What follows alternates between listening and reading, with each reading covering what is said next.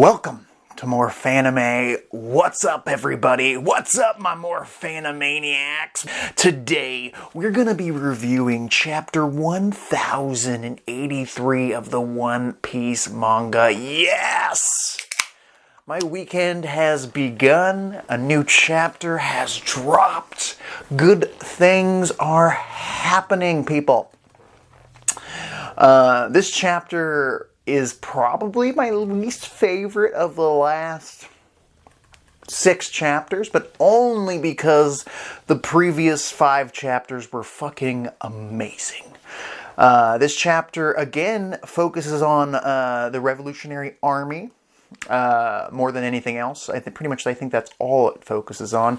I am missing my Straw Hat crew. I miss Luffy, I miss Zoro, I miss Sanji, I miss all of them. Nico Robin, all of them.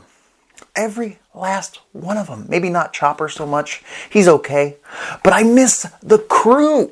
And, you know, there was a minute there where I was saying, God, Egghead Island's kind of getting a little stale when they were beating up on the Seraphim, and then the Seraphim joined them, and now the Seraphim are fighting them again. That whole wishy-washy back and forth heel babyface turn scenario that was going on was starting to get a little annoying. Yeah. But, you know, Egghead Island is slowly but surely, because of these weird, like, branching off paths where we're following Kuma or Kid or Law or the Revolutionary Army or the Cross Guild. Those are the gems that are within Egghead Island that makes me love this arc so much. And I think that the arc fatigue I was feeling earlier on wouldn't have happened, you know, if I wasn't reading week to week. If I had waited and just read this all in one big old chunk, it probably wouldn't have hit so hard. I am ready to go back, though. I am ready to go back to Egghead Island. The island this arc is named after. I want to know what the incident that's going to happen that's going to shake the world. I want to know. Oda, tell me. But I also, you know, I do want to know all the facts about the reverie that we're getting told right now with Cobra and all that fun stuff. But really, I miss Luffy. I miss my rubber boy. I guess he's not rubber, huh? He's a sun god of sorts. But still, I'll call him my gum boy, and I miss him. I want to see them kicking ass, taking names, and I'm ready to go back, Oda. And at this point, since we're on chapter 1083, just 17 chapters away from 1100,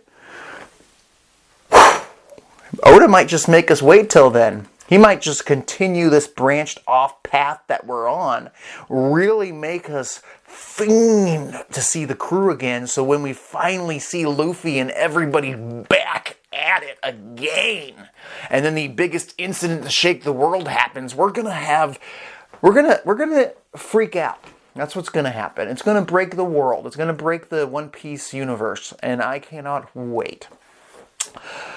Let's dive right in, though. But before I get into spoiler territory, do not forget to drop a like, drop a comment, subscribe to the More Fanime page, where I mostly talk about One Piece and sometimes talk about other anime/mangas. But I love One Piece, and today we're going to continue that trend. The cover, not even cover story, just cover request, is Doflamingo tends to a fallen chick. And makes a nest out of his, his boa coat type thing, his feather coat. And he helps this little birdie. I mean, Doflamingo is one of the most pure evil characters in the entire series. A lot of them have a little bit of nuance, but Dofi, he's the closest to like a Frieza type character in all of One Piece. Somebody who just wants to see the world burn. Seeing him help this little chick, pulling out a Band-Aid, which is confusing. I'm like, is he going to stuff the Band-Aid down this chick's throat? Because he's that evil? No, he's probably going to put it on his boo-boo because he fell out of the tree. And I don't know. It's just a fun little thing. When I had heard a little bit of a spoiler that Doflamingo was going to be in this chapter, I was super excited, and then I found out it was the cover request. Not even a cover story, which Doflamingo deserves. reserves. I am so ready for Doflamingo to make his proper return to the story. It's time. This dude's in my top 10 favorite One Piece antagonists of all time. This guy has a big future. Being a former Celestial Dragon and all that, former warlord in Impel Down. The last time we saw him, he was talking about being assassinated. I again will drop this theory of mine, big brain theory. I think that Vergo is going to break Doflamingo out. And I think Vergo is still alive. Vergo was quite powerful. The only reason Law was able to beat him was through help from our boy Smoker, who again is been gone for way too long as well. But I feel like Vergo, as a Marine, quote-unquote, spy, was never told on by Smoker. So I'm thinking, and I don't see any other YouTuber or theorist talk about this. I think Vergo survived using his superior armament hockey from that explosion that happened. Yes, he was all cut up, but it doesn't mean he can't coat all of his body parts with armament hockey. He probably is pretty messed up. He might be missing a limb. He might be all burned up. But I think he's alive. I do. And I think he still has some Marine pull. I think he was a Vice Admiral. Please comment down below. Let me know if I'm wrong there. Is Vergo a Vice Admiral? He'll go on to Impel Down, get a quick entrance as a Vice Admiral, and then break out our boy Doflamingo. And maybe he'll break out Lao, or what's his name? Lao G with a capital G. Maybe he'll break out Senor Pink as well. I want to see all of the Don Quixote family free once again on the high seas. It's either going to be that or the Cross Guild's going to break him out. There's really nobody else. But the bonus to Doflamingo getting out is also our boy Bon Clay getting out as well and joining the Straw Hat crew. That's what I'm hoping for. Third option, the Revolutionary Army busts into Impel Down and breaks out all the good guys, but I accidentally released the vermin, like Doflamingo as well. We'll have to wait and see, but my number one theory is Vergo is alive, and he's going to let this boy out. I want to see Doflamingo back in the fray, and Bon Clay, and it's a combo. You get twofer. It's great.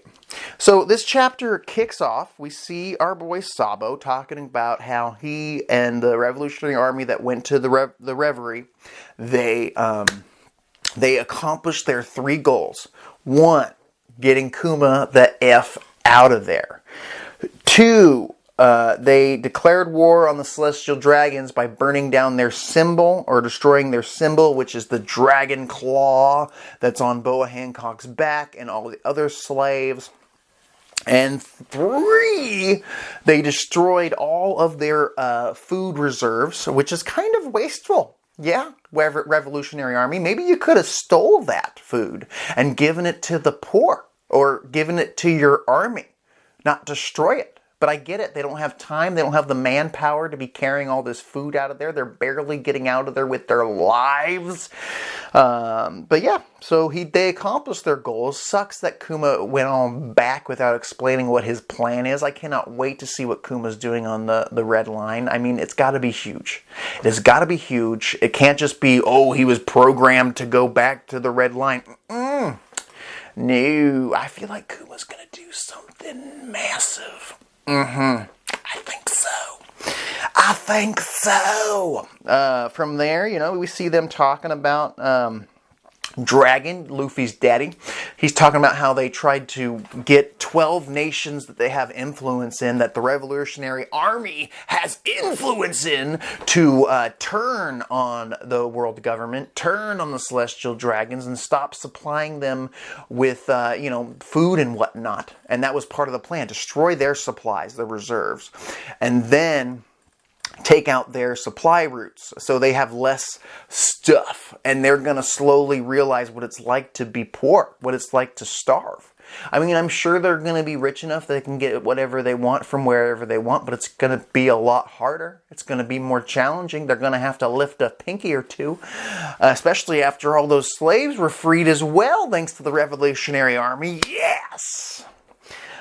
We get to see our boy Ivankov, freaking out, doing the yee-haw, loving him. I love Ivankov. Can't wait to see him back in the anime, kicking ace. Dragon talks about the gods' knights, or the holy knights of the celestial dragons. The biggest worry. They're worried when they're activated. Apparently, they're like the assassins of the celestial dragons. I don't know if they are celestial dragons. We see a silhouette. I was told by another person who reviews One Piece that I should look closely at the silhouettes, because they do look very close. Especially one of them looks a lot like Shanks. But when I look real close at the silhouettes, it does kind of look like the entire red-haired pirate crew. So the theories that are going around right now is Shanks could possibly be cloned by the Celestial Dragons or by Vegapunk, and now he's one of their soldiers because he's oh so powerful. Or it could be a twin brother of Shanks that, they got separated at birth. One became a pirate, one became the greatest warrior of the Celestial Dragons. Maybe. I mean, I don't know. We saw Shanks show up at the reverie.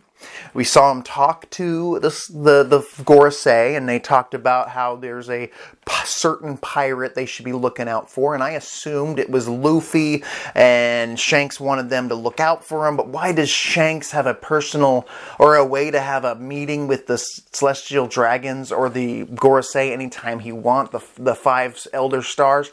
Like, how does Shanks get these, these meetings done? Like, how does he get this stuff in? How does he have this kind of clearance? It's crazy. Is he part of the Holy Knights? Is Shanks secretly an evil guy? I mean, it feels like Oda's trying to tell us that. But then we see One Piece Film Red, which is not canon, I know, but he seems like such a sweetheart. Every time we see Shanks, he's doing good things. But then they tease these little silhouettes, or him showing up to talk to the Gorosei, and you're thinking, whoa, maybe Shanks is a double agent for evil. And then what happened with Buggy in the last chapter, it's like, wow, am I going to start thinking that Buggy's a better person than Shanks? I can't wait to find out. I don't know. I really don't want it to be a clone scenario. I don't want there to be all these clones. Don't need it. No, sorry, Babo, no. I would prefer the twin scenario, that he's got a twin brother separated at birth. I'm just not sure if I want there to be like two Shanks. It's just so weird. Like, there's always been this evil Shanks. I don't know. And I would almost prefer that his entire crew secretly works for the Celestial Dragons this entire time. I would be pretty down for an evil Shanks, to be honest with you. He hasn't got a whole lot going on other than just being a beast taking out Kid, but it's like, how did he go from the reverie to all the way at the end of, or well past that, taking out Kid at, what the fuck is it called? What is it called? At the giant land that I can't think of right now, the place of the giants where he took down Kid. Regardless, that's Elbaf. I got it. It's there. It's in the head hole. The brain hole, whatever you want to call it. How did he get from there to there? I mean, it really was only a few weeks since the reverie. Really? I don't know. It's crazy. The Holy Knights, who are they? What do they want? That's the questions that I want answered. I have no fucking clue. Please comment down below. Let me know your theories. Please. I need help. From there, they talk about how Cobra was assassinated, and Sabo was, blamed for it by Morgans in the paper, and the revolutionaries like Ivankov was like, we didn't believe it because you're a good gay. Sabo, he's a good guy, right? Yeah, you're a good guy, Sabo. Yeah, he's a good guy. I've never been a huge fan of Sabo. And I'm not trying to say, well, he's just a second-rate ace, but he kinda is a second-rate ace. He will never have the same kind of bond that Luffy and Ace had. He was gone for so long. He was kind of shoehorned into the story midway through. He does add a little bit of muscle to the revolutionaries, which they don't need, because throughout this chapter we see a little flashback and we see how badass the revolutionaries are. We get to see the cover of this so-called newspaper, where Sabo is standing over Cobra's dead body, and you're like, well, it kind of looks like he did it, and I could see how Morgans can turn it around on him. It's going to be interesting to see who actually killed Cobra. I assume it was Emu, or it could have been this evil Shanks we keep talking about. Maybe we'll find out next chapter. I sure hope so. These Holy Knights, I feel like we went through the Emperors. We went through the 7 Warlords. Now, who are these fucking Holy Knights? I hope just one of them is really important. I really don't want an Akatsuki group right now. We don't need another big group, another CP9 type group. We don't need them. We got enough characters to deal with as it is. But yeah, we see this little thing with the Revolutionary Army in a flashback, kicking Ace, taking names. We see Morley and Karasu. Morley's this big, I assume a giant, the one who escaped Impel Down, kicking ass, fighting Green Bull toe-to-toe, huge battle, not even flinching, stabbing Green Bull, all this fun stuff. We see Fujitora summoning a meteor to crush Marijoa. Hopefully he doesn't actually do that, or he will be fired immediately for killing celestial dragons accidentally. We get to see Karasu for the first time using his soot fruit or coal type fruit. He's got the power of carbon, and he can turn it into fucking crows. I assume his favorite animal is a crow. I feel like this guy is super. He's got the plague doctor's mask. I feel like emo kids are gonna love this dude. People who like Itachi are gonna love this guy. I assume this dude is gonna get a lot of moments to shine in the Revolutionary Army. We might be entering a Revolutionary Army arc, possibly, after Egghead Island, and really focus in on characters like Karasu and Morley and the rest of them. But they're freeing slaves, former pirates, fishmen, all of it. I was in the back of my mind praying, please let me see Arlong and the Arlong pirates as slaves to the Celestial Dragons. Let me see my boy Arlong, one of my favorite villains in the entire story, make his return. Paying his debt. All the stuff that he did bad to Nami and them, and now he has to be a slave to the Celestial Dragons. A very popular theory that I'm here for. But we don't see him. But we do see Karasu and Morley freeing pirates and the little cat mink. We see, let's see here. We get to see CP9, who are now CP0. The entire group, aside from Spandam and Kaku. Where the F is Kaku? Maybe he's zipping around, protecting these celestial dragons. That's my guess. He's using, the skywalk technique, and he's just all over the place, just saving people. But we get to see Chapapa, my boy. We get to see Yo-Yo. I cannot remember his name off the top of my head, but he's pretty badass. The dude that fought Chopper back at Enies Lobby. We get to see Caulifla. We get to see the wolf guy, Jabra. We get to see Bluno. We did see Caulifla and Bluno back at Film Red, but now we have confirmation that the entire CP9 are alive and well. They are alive and well, and they are in the CP0 now. I'm assuming Spandam is running around hiding because he's a coward, and I'm assuming he's the bitch boy. He is the essential guy who has to get the coffee every morning for the CP9, or CP0, whatever you want to call him, this crew. I'm wondering what their plan is, because originally CP9 had their cool cover story where they're going out and becoming a pirate crew, which I assumed. No! They decided to rejoin the world government, but why? What did they promise them? What are they holding against them to force them to work for the Celestial Dragons. That's what I mean, they did get a promotion. They went from 9 to 0. Whoa. They're the top diggity dogs. They're around protecting the Celestial Dragons, using their speed and techniques. All that fun stuff.